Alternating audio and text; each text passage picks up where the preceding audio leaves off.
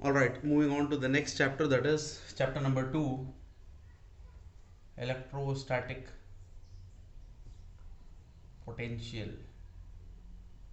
Electrostatic potential and capacitance. Electrostatic potential and capacitance. This is your next chapter. Yes, uh, I can say one of the most important chapters, because many a times either one 5 mark problem or derivation, one problem or derivation is always asked. So it's a very important one marker 2 marker भी इसमें से पूछा जाता है. लगभग 8 marks का weightage ये chapter cover करता है. ठीक है, and this time may be it might increase. So chapter has two parts: electric potential and capacitance. One is called potential. What do you mean by potential? Basically, इससे पहले आप लोगों ने ग्रेविटेशनल पोटेंशियल ऑलरेडी सीखा है first PUC में, कि कोई भी हाइट हो, ठीक है, से देयर इज अ वाटरफॉल, ठीक है, there is a waterfall, as more is the height, more faster will be the flow of water. The acceleration or the velocity with which it falls is more, because of the height difference. ठीक है, you take a stone from the ground, lift it to some height, say h. Yes, you keep the stone here. Now we say that the amount of work done to lift that stone and keep it to that point, जितना भी काम हमने किया है, that is stored as potential energy in that particular stone. Because as soon as I move this base, the stone will fall. All the potential energy that it has converts to kinetic energy and it falls. ये आपका basic था जो आप लोगों ने last year सीखा था, कि पोटेंशियल का मतलब ये होता है कि कोई भी चीज़ अपनी पोजीशन की वजह से उसके पास एक एनर्जी होती है. ठीक है, for example I have this pen, I am lifting it from the bottom, from the ground. Now it does not have much potential energy, although it's on the table, it has some. Now I lift it to some point. Yeah, I say that whatever work my hand did is now stored in this particular pen, because as soon as I leave this pen, it's going to fall with kinetic energy. Yes, so this was the concept of potential in terms of mechanics that you had learned. This time we are going to learn something about potential with respect to electrostatic. ठीक है, इसमें से आपको याद सिर्फ एक चीज़ रखनी है: the work done is stored as potential energy. This you had used in your work energy theorem of first PUC also, that whatever work is done is stored as potential energy, and then we used to write work done is nothing but potential energy. ठीक है, so similar concept we'll be using. Now let us move step by step. Let us consider a source charge, say plus q. ठीक है, say it is at O. At some distance, let us consider a test charge, say q naught, that is at A. ठीक है, I have considered a source charge which is at O, a test charge q naught at A. ठीक है, let us consider some other point B over here at a distance dr from A, at a distance dr from A. ठीक है, ये सब explanation के लिए है, हालांकि आपके सिलेबस के हिसाब से देखा जाए तो सिर्फ डेफिनेशन बोल के आगे बढ़ सकते हैं. Let me go in detail a little bit, because concept बहुत ही इंपॉर्टेंट है. Let a positive test charge q not be placed in electric field of source charge q. The force acting on the test charge q not is given by the force acting on the test charge q naught is given by E q naught. If I am right, it is given by E times q naught. Yes, E is equal to F by Q से ये आ रहा है, F is equal to E Q. Force experienced by the test charge, electrostatic force, उसलिए F E लिखा है, is given by electric field of this charge, source charge, multiplied by the test charge. ठीक है, तो ये force act कैसे करेगी? It tends to move the test charge in the direction of electric field. Direction of electric field ऐसे है, O से A की तरफ है. तो जो फोर्स एक्सपीरियंस हो रही है टेस्ट चार्ज को, वो दरअसल वो फोर्स मूव करने की कोशिश कर रही है चार्ज एट ए को, और दूर मूव करने की कोशिश कर रही है, because both are positive, repulsion होना चाहिए. This force is basically pushing the test charge away. ठीक है, नाउ अब suppose an external force F external, suppose a external force यानी इस सिस्टम से बाहर से हम एक एक्स्ट्रा फोर्स डाल रहे हैं. Suppose an external force F external equal to the electrostatic force acts on the test charge to move the charge towards capital q. अभी देखो इस पर ये जो टेस्ट चार्ज है ना, इसके ऊपर एक फोर्स आ रही है F E, electrostatic force due to source charge की वजह से इस तरीके से एक फोर्स आ रही है इस चार्ज पे. यानी ये चार्ज अब ऐसे मूव होगा इस तरीके से towards the right.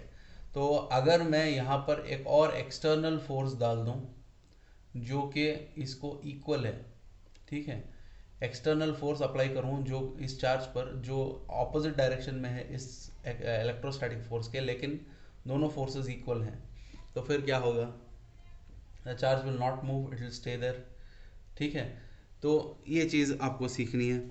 C now suppose an external force F external is equal to electric force Fe acts on the charge to move the charge towards charge Q. ठीक है, if the test charge is displaced through distance, अगर से इस force को apply करने के बाद अगर test charge moves through a distance dr from point A to B, ठीक है, then work done by the external force क्या होगा? या सो एक्सटर्नल फोर्स हमें अप्लाई कर दिया. अब हमें कह रहे हैं कि what is the work done to move the charge from A to B. If external force apply करने के बाद चार्ज मूव हो रहा है. और एक और चीज़ यहाँ जाननी है, इसे charge is moving from A to B without acceleration, without acceleration. ठीक है, ये आपका फर्स्ट पीयूसी का न्यूटन का कॉन्सेप्ट है. उसने कहा था वहाँ पर कोई चीज़ को मूव होने के लिए अगर दो फोर्सेस इक्वल हो जाएं तो तब नेट फोर्स उस पर ज़ीरो हो जाती है. ठीक है, ठीक है, नेट फोर्स उस पर ज़ीरो हो जाती है. फर्स्ट लॉ से आ रहा है, एक्सेलरेशन का कोई काम नहीं होता. ठीक है, उसी तरीके से यहाँ पर भी फोर्सेस जब इक्वल हो जाएंगे तो चार्ज इधर तरफ मूव करना शुरू करेगा. ठीक है, so that's the same thing. Now if external force equal to electrostatic force is applied to move the charge from A to B through a distance dr, work done by the external force can I write as F external multiplied by dr, F external multiplied by dr. And to be honest, integrating from A to B, if I integrated from A to B, external force into dr, कहाँ से आ रहा है? work done equals force into displacement. Work done is equal to force into displacement. ये आपने पहले ही सीखा था. Work done is equal to force into displacement. ठीक है, force into dot product of two vectors is a scalar, work done is a scalar, force is a vector, displacement is a vector.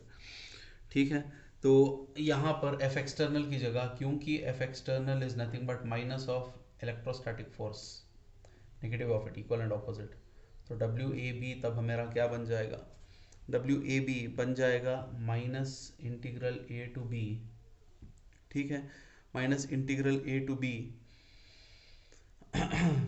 F E बनेगा. F ई क्या है? E Q not है, E Q not. ठीक है, E Q not और साथ में जो डी आर था वो वाला डी आर. ठीक है, डन. सो ये आपका बन जाएगा और इसमें क्यू नॉट कॉमन लिया जा सकता है, माइनस क्यू नॉट आ जाएगा, ए टू बी आ जाएगा, ई डी आर, ये हो जाएगा आपका इक्वेशन. ठीक है, so work done has been minus q not integral times E d are.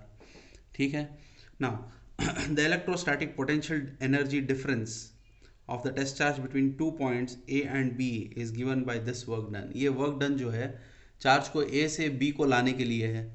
तो कैन आई से work done is stored as potential energy, that is the thing that you have already learnt.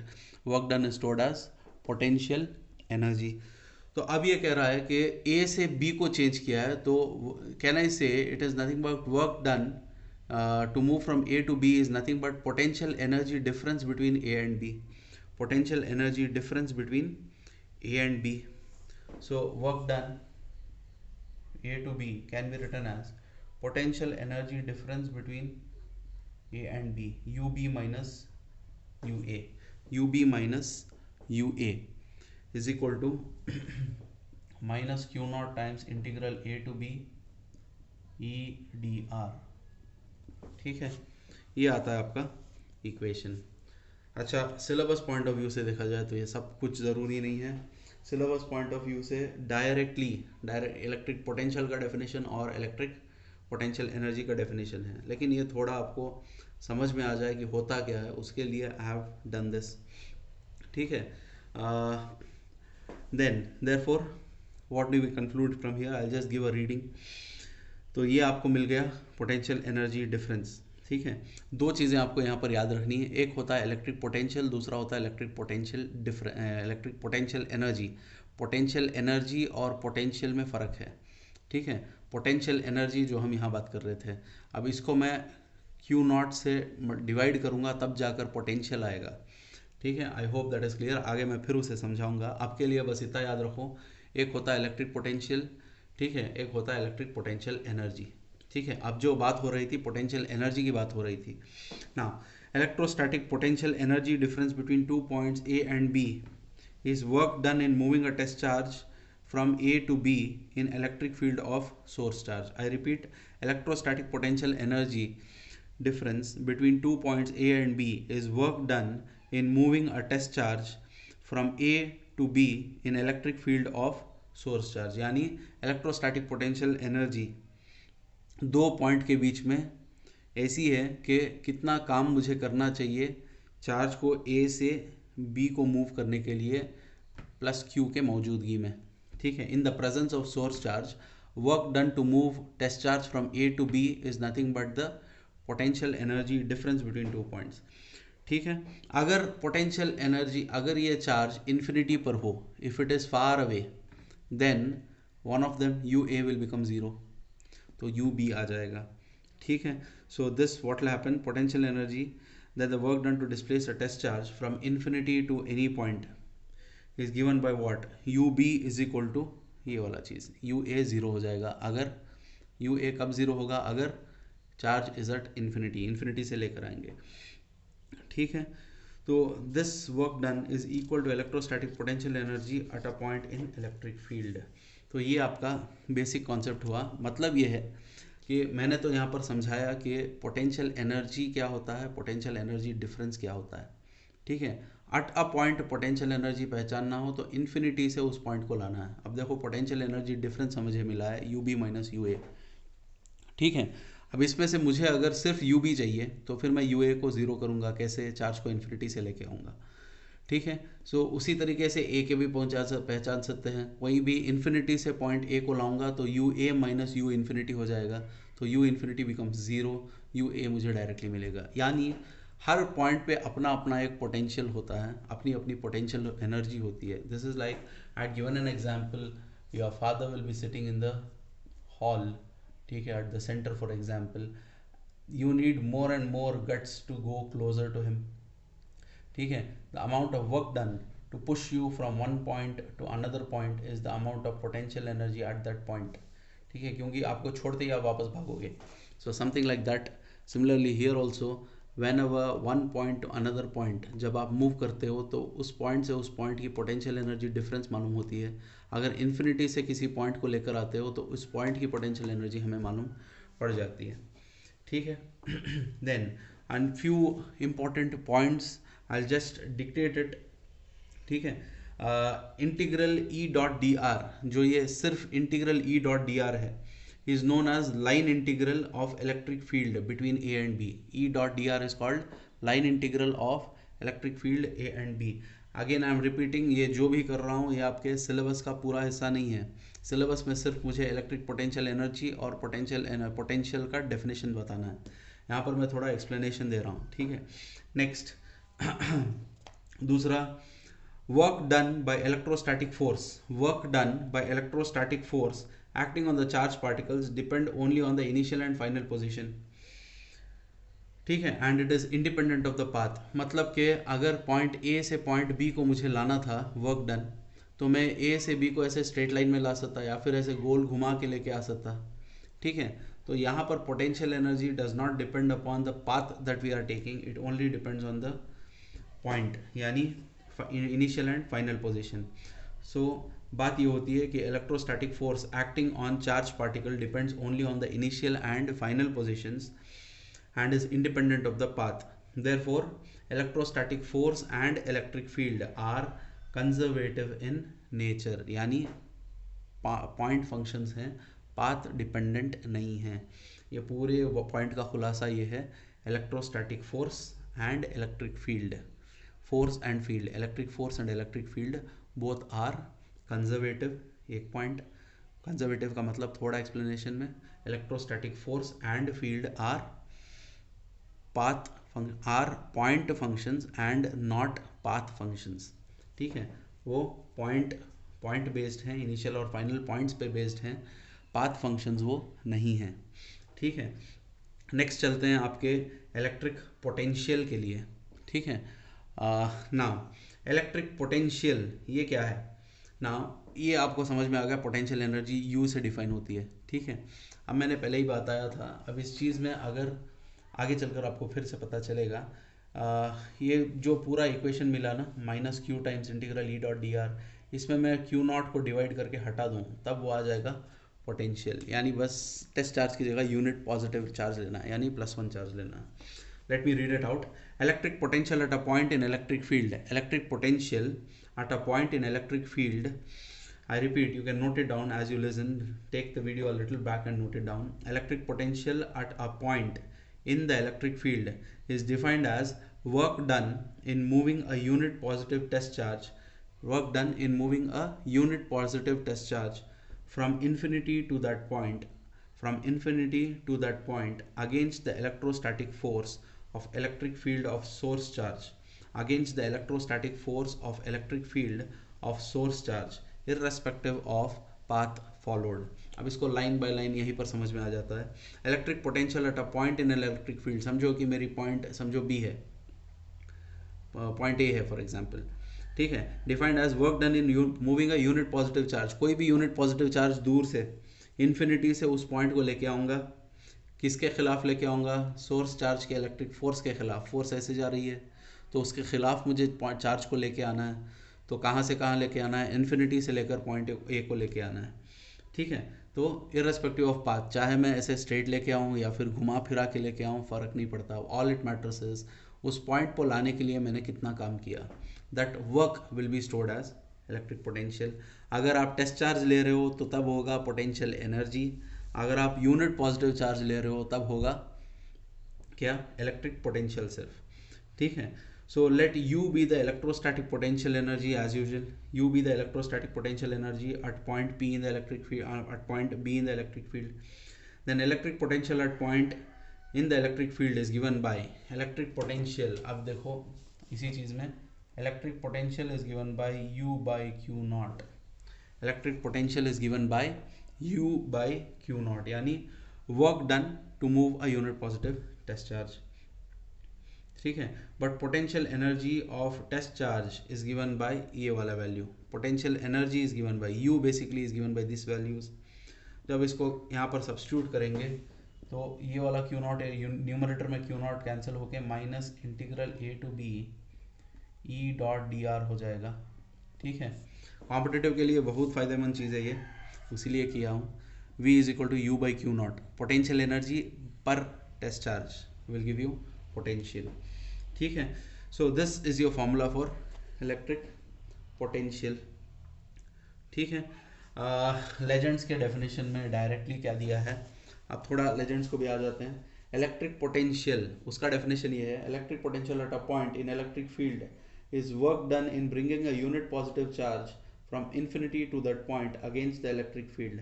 Same बोला है, बस उसने ये किया है, v is equal to work done per unit test charge, work done per unit test charge. So v is equal to W by q लिख सकते हैं या फिर u बाई क्यू लिख सकते हैं। मैं w बाई क्यू फार्मूलाज और प्रॉब्लम्स में यूज़ होता है, यहाँ पर कॉन्सेप्ट फ़र्क समझ में आता है कि पोटेंशियल एनर्जी और पोटेंशियल में क्या फ़र्क है। I hope it is clear. अब थोड़ा चलते हैं कि what is the dimensional formula and what are the SI units वगैरह। ठीक है, एक बार आपका लेजेंड्स भी आप रेफ़र कर सकते हो, सेम ऑलमोस्ट सिमिलर दिया गया है। मैंने अभी यहाँ पर देखो पोटेंशियल एनर्जी समझाया, पोटेंशियल एनर्जी डिफरेंस समझाया, पोटेंशियल समझाया। ठीक है, एक होता है पोटेंशियल एनर्जी, दूसरा होता है पोटेंशियल। एक होता है पोटेंशियल एनर्जी डिफरेंस, दूसरा होता है पोटेंशियल डिफरेंस। पोटेंशियल डिफरेंस के लिए फॉर्म डेफिनेशन क्या है, पोटेंशियल डिफरेंस यानी V A minus V B लिख लोगे डायरेक्टली, ठीक है। Electric potential difference between two point in an electric field is work done in moving a unit positive charge from one point to another. तो यहाँ पर था moving a test charge from one point to another against the field, potential energy difference मिलता था। अगर unit positive charge को आप ए से बी चेंज करोगे तो फिर work done will be electric potential difference. तो पोटेंशियल के लिए बात सिर्फ इतनी है, जब U आता है और V आता है, U के लिए सारी चीज़ें Q नॉट से होती है, सिर्फ पोटेंशियल के लिए यूनिट पॉजिटिव चार्ज यानी +1 कूलम से होता है, ठीक है। बस यही उसका खुलासा है आपके पूरे डिस्कशन का। Done. Now electric potential is given by work done by charge, work done by charge. तो फिर वर्क डन बाय चार्ज के लिए work done mL2T-2, correct, mL2T-2। कैसे work done is force into displacement, force is mLT-2, displacement is L, mL2T-2 हो गया, ठीक है। Charge is AT, ठीक है। तो उसको आप लिख लेना। अब इसको सॉल्व करोगे तो क्या आएगा, mL2T-3A-1, वो हो गया डायमेंशनल फॉर्मूला फॉर पोटेंशियल, ठीक है। SI unit of potential, potential का SI यूनिट क्या है, वोल्ट में मेजर किया जाता है। SI unit of potential is volt. अच्छा, U और V जो है वोल्ट में होता है, पोटेंशियल एनर्जी जो है जूल में होता है, ठीक है। यहाँ पर W/Q0 आता है, यहाँ पर इंटीग्रल E.dr, ठीक है, -Q0 टाइम्स आता है, ठीक है। अच्छा, यहाँ पर इसका दूसरा फॉर्मूला क्या है, सिर्फ इंटीग्रल E.dr बिना Q0 के, ठीक है। ये चंद डिफरेंसेस हुए। नेक्स्ट पोटेंशियल मिल गया। अब इसमें V इक्वल्स W/Q0 है, ठीक है। V equals W/Q0, can I write 1 volt is equal to 1 joule per 1 coulomb, 1 volt equals 1 joule by 1 coulomb. तो 1 volt is 1 joule per coulomb, इस फॉर्मूला से निकला है, ठीक है। चाहे ये भी फॉर्मूला ले लो, 1 जूल पर कूलम ही हुआ है। एनर्जी हो या वर्क हो, वर्क एनर्जी थ्योरम से दोनों एक हो गए, ठीक है। सो यहाँ से एक और डेफिनेशन निकलता है, electric potential at a point in electric field is 1 volt if 1 joule of work. Electric potential at a point in electric field is 1 volt if 1 joule of work is done in moving 1 coulomb of charge from infinity to that point, ठीक है। तो ये जो basic definitions है ना, मैं आपको ये स्कैन करके ग्रुप में डाल देता हूँ। फ्रॉम नाउ ऑन जैसे जैसे एक एक क्लास होगी, टेक्स्ट बुक का हिस्सा हो, जो भी रेफरेंसेस हैं उसको मैं स्कैन करके डाल दूंगा, आप क्लियरली रेफर कर सकते हो। तो ये पॉइंट क्या होगा, electric potential at a point in an electric field is 1 volt if 1 joule of work is done in moving 1 coulomb of charge from infinity to that point, ठीक है। तो ये आपका हो गया। अच्छा, इलेक्ट्रिक पोटेंशियल डिफरेंस मैंने बताया, इलेक्ट्रिक पोटेंशियल डिफरेंस ये होता है VA माइनस VB, ठीक है। या फिर इसे UA minus UB divided by Q0 भी कर सकते हैं, करेक्ट, क्योंकि इस फॉर्मूला के हिसाब से वो हो सकता है, ठीक है। डन। तो VA माइनस VB को एक्चुअली लिखते हैं डेल्टा V, यहाँ पर भी डेल्टा V, ठीक है। तो यूनिट उसकी वही होगी, माइनस है तो वापस जूल पर कूलम ही होगा या वोल्ट ही होगा, ठीक है। I hope this is clear. We are done with around 25 minutes. Let us do a small derivation, ठीक है, and then we can stop. Derivation इतना आसान है कि you can easily understand it and no need to by heart also. Give me 2 minutes, let me search to, what do you call, I need to erase the board.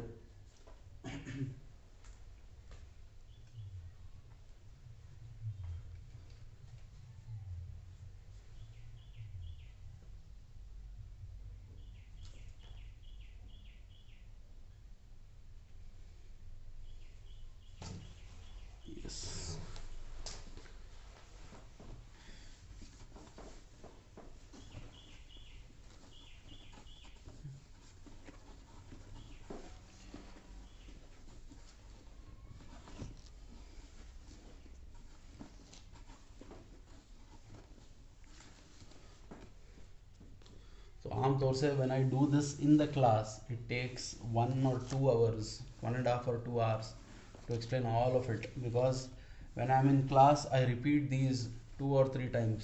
yeah, तो video में जब हम करते हैं तो आपको कम लगेगा time, ठीक है. But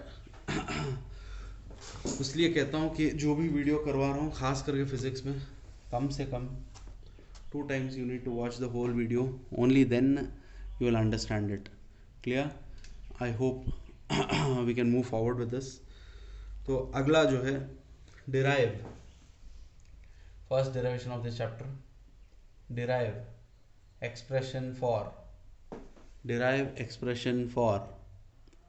let me focus it. Yes,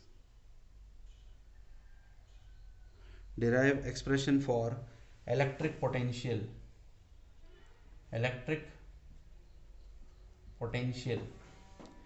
due to isolated point charge. Derive electric potential due to isolated point charge. ठीक है, इलेक्ट्रिक पोटेंशियल की बात हो रही है, जाहिर सी बात है 1 कूलम को लेके काम करना पड़ेगा. लेट अस से this is your point charge Q at origin, ठीक है. देन ये आपका पॉइंट P है जहां उसे लेके आना है, ठीक है. समझो कि चार्ज अभी A पर है 1 कूलम, ठीक है. ये समझो पॉइंट B है.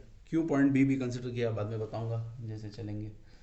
ये आपकी इलेक्ट्रिक फील्ड का डायरेक्शन है, ये इन्फिनिटी पॉइंट है, ठीक है. डन. समझो A is at a distance of x, A is at a distance of x, P is at a distance of r, ठीक है. and A to B, let us say distance is dx, A to B the distance is dx. Figure repeat कर देता हूँ ताकि आप लोगों को समझ में आए अगर दिखाई नहीं दे रहा है.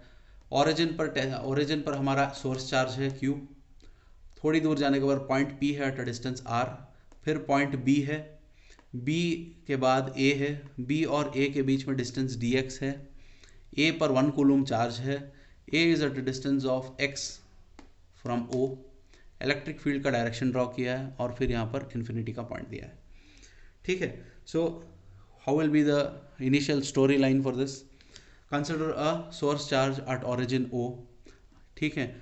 Let us consider a point P at a distance r where electric potential needs to be found, ठीक है. Consider a unit positive test charge 1 coulomb at A at a distance x from the origin, ठीक है. Let B be another point at a distance dx from A. Let E be the electric field and this is your setup, ठीक है. Now Coulomb's law अगर इस पर apply करते हैं, from पहला step, from Coulomb's law force will be what? From Coulomb's law, what will be the force? Clearly I can say 1 by 4 pi epsilon naught Q into 1 by x square. Q into 1 by x square कहाँ से आया? 1 by 4 pi epsilon naught Q1 Q2 by r square है. Q1 Q है, Q2 1 coulomb है. Distance कितना है दोनों charges के बीच में x है, तो Coulomb's law 1 by 4 pi epsilon naught Q into 1 by x square, ठीक है. अब यहाँ पर थोड़ा आपको ये फिगर समझा देता हूँ क्या कर रहे हैं हम लोग. पॉइंट P पे पोटेंशियल पहचानना है. चार्ज को पहले A पर रख रहे हैं क्योंकि इन्फिनिटी से पॉइंट को लाना है ना, तो इसलिए थोड़ा दूर रख रहे हैं. 1 कूलम को A पे रख रहे हैं. पहले A से B को मूव करके उसका वर्क पहचानेंगे तो एक इक्वेशन मिलेगा. बाद में इंटीग्रेट करेंगे कि अगर इन्फिनिटी से पॉइंट P को लाएंगे क्या क्या होगा. अंडरस्टैंडिंग? पहले हम सैंपल के लिए A पर चार्ज रख रहे हैं, B तक मूव कर रहे हैं, उस मूवमेंट के लिए एक इक्वेशन पहचानेंगे. उसके बाद इंटीग्रेट करेंगे to bring a charge from any point from infinity to the point P. I hope we are clear, ठीक है. अब ये जो फोर्स हमने लिख लिया. Now work done in moving 1 coulomb charge from A to B. Work done to move 1 coulomb charge plus 1 coulomb charge from A to B, ठीक है. Work done to move +1 coulomb charge from A to B. Can I say it is small distance? So I'll write small work dW is equal to F dx minus sign के साथ. अब इसको थोड़ा समझो. Minus F D x क्यों लिखा, कहाँ से आ रहा है ये? We can write here from work done is equal to force into displacement first PUC. Work done equals force into first PUC मत लिखना. Work done is equal to force into displacement. F W is equal to F dot S. ठीक है, सीखा था आपने scalar product D W equals F dot S. तो वहाँ से आ रहा है. डिस्टेंस यहाँ पर डी एक्स है, उसीलिए डी एक्स लिखा है. ठीक है, माइनस एफ डी एक्स लिख लिया. To be honest dot product लिख के उसके बाद एफ डॉट डी एक्स लिख के फिर उसे F D x cos theta. Theta जो है क्या है, डायरेक्टली ज़ीरो ही आ रहा है, कॉस ज़ीरो ही आएगा, तो इसलिए वो directly minus F D X लिखा है. माइनस किस लिए लिखा है? We are doing work against the field. We are doing the work to move from A to B, यानी we are going against the electric field, इसलिए minus लिखा है. ठीक है, negative sign indicates that work is done opposite to the direction of electric field. ठीक है, अब total work in moving 1 coulomb charge from infinity to point P can be done by using integration. ठीक है, तो work done क्या होगा? अब integral of D W आएगा from infinity two point P यानी डिस्टेंस है R. ठीक है, फ्रॉम इन्फिनिटी टू R. तो अब इसको मैं लिख सकता हूँ integral infinity to R minus F D X. ठीक है, अब ये सिंपल सा इंटीग्रेशन है. इंटीग्रल ऐसे ही रखो, इन्फिनिटी टू R माइनस बाहर डाल दो 1/4 pi epsilon not. F substitute कर रहा हूँ. ठीक है, q/x² dx. Done. Minus 1/4 pi epsilon not q/x² times dx आएगा. डन. अब इसमें से जो चीज़ें कांस्टेंट है, माइनस बाहर है, 1/4 पाई एप्सिलॉन नॉट पूरा कांस्टेंट है. ठीक है, और q भी कांस्टेंट है, चार्ज बदलता नहीं है. माइनस नहीं है, सिर्फ इन्फिनिटी टू R. अंदर क्या बचा? 1/x² times dx. dx को बाहर नहीं निकाल सकते, प्लीज़ अंडरस्टैंड. ठीक है, integral with some dx dt d theta, ये पूरा मिलाकर बोलते हैं इंटीग्रल. ठीक है, इंटीग्रल का मतलब सिर्फ इंटीग्रेशन सिंबल नहीं होता. इंटीग्रेशन सिंबल एक्चुअली इंटीग्रल के साथ dx, इन दोनों को मिला के बोलते हैं इंटीग्रल. ठीक है, so this is how it is. तो सब बाहर आ गया. अब इंटीग्रल ऑफ 1/x², अब उसको मुझे पहचानना है. इंटीग्रल ऑफ 1/x², क्या मैं 1/x² को x⁻² लिख सकता हूँ? 1/x² can be written as x⁻². और इंटीग्रल का एक बेसिक बताया था, integral of x⁻n dx is equal to x⁻n+1/n+1. Integral x⁻n dx is equal to x⁻n+1/n+1. Simple सा एक फॉर्मूला याद रखना है बस. ठीक है, वो भी आगे चलकर इंटीग्रेशन पीयू मैथमेटिक्स में आ जाएगा. Minus q/4 pi epsilon naught, ये इंटीग्रल की जगह पर अब लिखना पड़ेगा. इंटीग्रल की लिमिट्स इन्फिनिटी और R हैं. अब यहाँ पर लिखना पड़ेगा 1/x² की जगह पर ये वैल्यू, यहाँ स्क्वायर 2 है, n की वैल्यू 2 है, 2 नहीं -2 है, x⁻−2 हो गया ना ये. ठीक है, -2 हो गया, तो x⁻−2 + 1 is x⁻−1 by -2 + 1 is -1, x⁻−1/-1.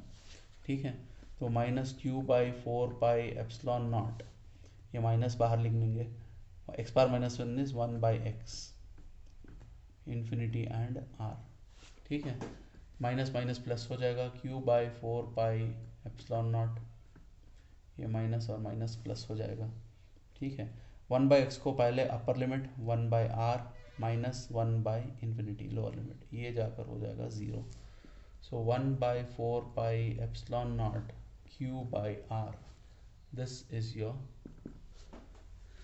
अल्हम्दुलिल्लाह. So this is your work done. पहले वर्क डन ही लिखेंगे, वर्क से शुरू किया, वर्क डन लिखेंगे. Work done is 1/4 pi epsilon naught q/r. ठीक है, देन आप बोल सकते हैं कि work done is nothing but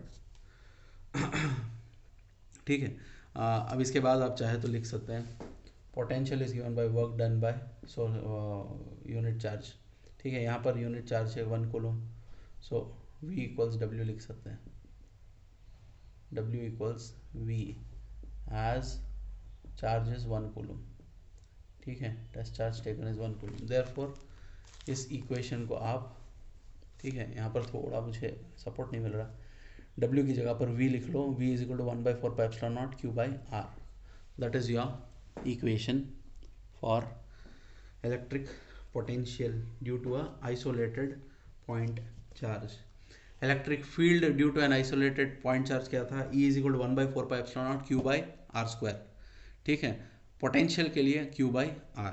I hope you are understanding the differences, ठीक है।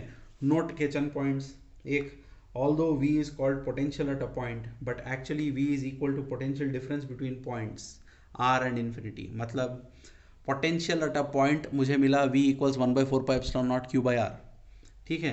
हालांकि वो एक पॉइंट पे बोल रहे हैं, दरअसल वो डिफरेंस है किन दो पॉइंट्स का, उस पॉइंट का और इन्फिनिटी का, क्योंकि इन्फिनिटी से लेकर आ रहे हैं तो इन्फिनिटी पर वैल्यू 0 है, एक वैल्यू सब्स्टिट्यूट हो जा रही है। VA माइनस VB, हमेशा VA माइनस VB के हिसाब से ये चीज़ बनती है, लेकिन एक पॉइंट को हमने इन्फिनिटी को ले चले गए, इसलिए हम one at a single point we are getting, ठीक है। Next, electric potential due to a positive charge plus Q will be this formula, for a negative charge minus Q, minus डाल देना। अब एक बात याद रखनी है, इलेक्ट्रिक फील्ड और इलेक्ट्रिक फील्ड के जो प्रॉब्लम्स थे उसमें वगैरह नेगेटिव चार्ज भी हो, हम पॉजिटिव ले लेके लास्ट में डायरेक्शन डालते। पोटेंशियल में नेगेटिव पॉइंट यानी नेगेटिव सिंबल को साथ लेके चलना है, चाहे प्रॉब्लम्स हो चाहे जो भी हो, ठीक है। That is one big difference you need to understand. So this is your thing. और अगर पोटेंशियल इन एनी मीडियम बोलेगा तो इसको एप्सिलॉन नॉट के साथ, जैसे लास्ट टाइम जोड़ रहे थे, एप्सिलॉन आर जोड़ेंगे, नहीं तो एप्सिलॉन नॉट एप्सिलॉन आर दोनों हटा के एप्सिलॉन एम जोड़ेंगे। तो these are a few things that you need to be knowing, clear? So we will stop at this. In the next class we will move on with dipole क्या है, potential का effect dipole क्या देता है, और फिर system of charges जैसे electric field के लिए किया था वैसे ही we can continue that in your next particular session. ये क्लास थोड़ी लंबी हो गई, हाँ, क्योंकि ये पूरा थोड़ा इन डेप्थ थोड़ा इंट्रोडक्शन भी देना था और इन चीज़ों को समझाना था। टू बी ऑनेस्ट, आपके लेजेंड्स को आप उठा के देखोगे इतना सब कुछ नहीं है, ये डेरिवेशन मौजूद है सही ढंग से। इससे पहले का जो मैंने एक्सप्लेन किया उतना पूरा उसने नहीं दिया, सिर्फ define electric potential, define electric potential energy, define electric potential energy difference, define electric potential difference, 4 definition, वो भी टेक्स्ट लेजेंड्स के अलग अलग हिस्सों में। हालांकि असल एक्सप्लेनेशन इतना है उसमें समझने वाली चीज़। I hope we are clear with this part. And इस क्लास को ख़त्म करने से पहले 2-3 चीज़ें और बताना चाहूँगा। Computer science and chemistry and languages, ठीक है। टू बी ऑनेस्ट, मैं तो सजेस्ट यही करता हूँ कि PU बोर्ड से जो भी क्लासेस दिए जा रहे हैं बिल्कुल अच्छे हैं, and all over Karnataka they are following and people are understanding, and उसका सर्वे भी किया गया, पॉजिटिव रिस्पॉन्स आया है। मेजॉरिटी ऑफ द थिंग यानी 90% of the people who have attended, who are following the classes, everyone are satisfied and they are of the opinion कि इससे हम अपना एग्ज़ाम लिख लेंगे। तो जाहिर सी बात है कल के दिन जब एग्ज़ाम डिक्लेयर होगा तो जितना भी सिलेबस आपके PU बोर्ड में किया होगा और जितने भी डेप्थ तक उन्होंने समझाया होगा उसी के हिसाब से आपका PU का पेपर बनेगा। सो आपको करना ये है, आपके कॉलेज के ऑनलाइन क्लासेस के अलावा और बीदर का कोई फॉलो कर रहा है तो बहुत अच्छी बात है, क्योंकि बीदर के जो ऑनलाइन क्लासेस आपके वेबसाइट में चल रहे हैं that is POC with NEET, ठीक है। और this time we are not able to separate it, ठीक है। तो इसीलिए POC विथ नीट दोनों के क्लासेस एक साथ वो चलते आ रहे हैं, ठीक है। यानी मतलब कोई भी बंदा वो बीदर का जो ऑनलाइन वेबसाइट है ना shahingroup.org, उसमें से ऑनलाइन क्लास के लिंक को क्लिक करके अगर लॉगिन करके वो जो क्लासेस हैं वो देख लेता है तो इसका मतलब वो POC की प्रिपरेशन साथ ही साथ नीट की प्रिपरेशन दोनों प्रिपरेशन से फारिग हो जाता है। तो मेरी राय यह है कि जो कॉम्पिटिटिव के लिए तैयारी कर रहे हैं या फिर जो नहीं भी कर रहे हैं लेकिन अपने आप को टॉप रिजल्ट्स में लाना चाह रहे हैं तो उनके लिए चाहिए कि वो कॉलेज के ऑनलाइन क्लासेस भी देखें, ठीक है, पीयू बोर्ड के ऑनलाइन क्लासेस देखकर जल्द से जल्द सिलेबस ख़त्म करने की कोशिश करें। और इन दोनों से ज़्यादा सिलेबस कवर हुआ है बीदर के जो वेबसाइट में है। तो इन तीनों को अपना सोर्स बनाएं और जल्द से जल्द सिलेबस को आगे बढ़ाने की कोशिश करें। किसी के क्लासेस के इंतज़ार में ना बैठें, ठीक है। You know that chemistry classes of yours can only happen when you have regular classes, which is not happening right now. So वक्त कैसे कैसे जाएगा, शायद और डिले कर दे, we don't know. So it is high time we realize the seriousness of the situation and start preparing thoroughly for whatever we have to. ठीक है, तो इन तीनों सोर्सेज को आप पक्का कर लें, ठीक है। पहले तो पीयू बोर्ड और ये ऑनलाइन क्लासेस, इसके अलावा जो कॉम्पिटिटिव के हैं वो लोग बीदर के इसे रजिस्टर करें जल्द से जल्द। पहले मार्च में ही कहा था लेकिन बहुत सारों ने किया नहीं था, करके सारे क्लासेस ऑफलाइन उसमें मौजूद हैं, रेडीली अवेलेबल हैं। टॉपिक वाइज क्लिक कर करके आप लोग अपना टॉपिक, अपना सिलेबस ख़त्म कर सकते हो, तो उससे ख़त्म करें। और मेक श्योर दिस ईयर यानी दिसंबर we have to wind up no matter what, चाहे जो भी हो जाए, दिसंबर 31 के पहले हमारा पूरा सिलेबस ख़त्म हो जाना चाहिए, ठीक है। I will also try to improve the pace of the teaching, ठीक है। होता यह है कि ऑनलाइन में उस लेवल और उस लेवल की टीचिंग नहीं हो पाती जो आपके रेगुलर क्लास में होती है, but still we are trying our best, ठीक है। So I will try to cover as much as possible, if possible from now on daily 2 classes डाल दूंगा या फिर ऐसे एक्सटेंडेड क्लासेस डाल दूंगा। 40 मिनट्स की कभी मैंने क्लास नहीं की थी, लेकिन आगे से थोड़े बड़े बड़े क्लासेस डालूंगा और ज़्यादा से ज़्यादा सिलेबस भी कवर करूंगा। आप लोगों की ज़िम्मेदारी ये है अब से अगले 3 महीनों तक दिन रात सिर्फ पढ़ाई में गुजारना है, सिलेबस को अपना गोल बनाना है, बाकी कोई भी चीज़ को अपना डिस्ट्रैक्शन से दूर रखना है। I hope we are clear with this. Thank you.